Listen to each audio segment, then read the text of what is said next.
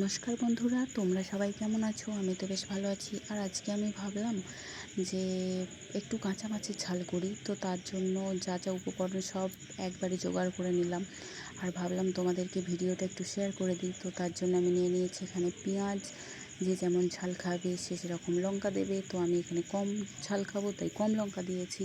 তো তার সাথে আদা, রসুন আর পোস্ত। পোস্তটা আমি একটু খেতে ভালোবাসি বলে এখানে দিয়ে নিয়েছি, এটা না দিলেও চলবে।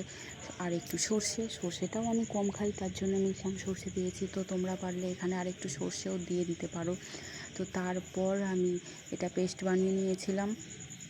পেস্ট বানিয়ে নিতে নিতে আর একটা কথা, তোমাদের কি মনে হয় শিলনোড়ায় বেটে যে স্বাদ হয় মশলার, সেটা কি এই মিক্সিতে বেটে স্বাদটা কি সেটাই হয়?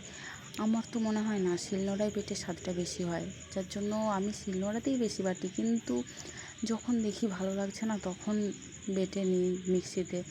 তো তারপর দেখো এখানে আমি আগে থেকেই নুন হলুদ মাখিয়ে রেখেছিলাম। হলুদ কেন বললাম, হলুদ শুধু একটা মাছেই মাখিয়ে রেখেছিলাম, কারণ এখানে আমার বড়মশাই হলুদ দিয়ে খেতে ভালোবাসে না, যার জন্য আমি ভুলে গিয়েছিলাম একটা মাছে মাখিয়ে ফেলেছিলাম। তো তারপর ছেলেকে বললাম নুনটা কম হয়েছে, একটু নুন দিয়ে, সে তো আমার হাতের উপরেই নুন দিয়ে দিল।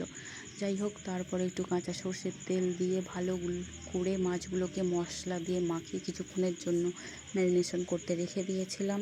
তো ম্যারিনেশন হয়ে যাওয়ার কিছুক্ষণ পর কড়াইটা গরম করে কড়াইয়ের মধ্যে একটা একটা করে মাছ দিয়ে দিয়েছিলাম।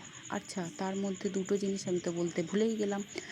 গোটা গোটা টমেটোকে ফালি ফালি করে কেটে এর সাথে আমি মিশিয়ে নিয়েছিলাম। আর বাড়িতে ছিল ধনেপাতা, তো সেটাকেও বাদ দিলাম না, সেটাকেও এর মধ্যেই দিয়ে দিলাম।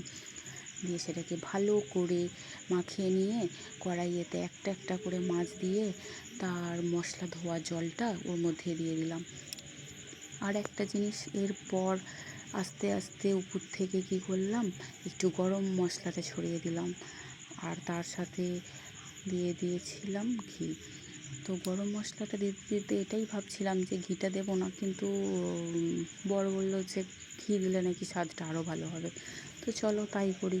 তো তারপর কিছুক্ষণ ঢেকে এটাকে রান্না হতে দিয়েছিলাম। তারপর আর এক পিঠ উল্টে আবার এইভাবে ঢেকে আস্তে নামিয়ে নিয়েছিলাম। তো কেমন লাগলো ভিডিওটা?